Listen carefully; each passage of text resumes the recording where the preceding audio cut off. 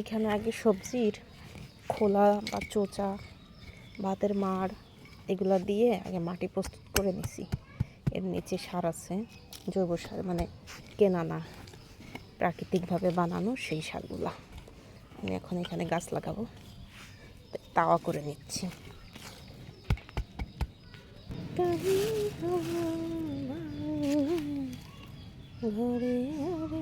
একটু বেশি করেই ছিটাইলাম, যদি হয় সরাই সরাই লাগাবো পরে। এটা হচ্ছে তো শশার বিচি দিলাম, আবার ওই সাইডে দিব হচ্ছে আনাজের বিচি, আনাজকো এই যে এই দুটা লাগাবো।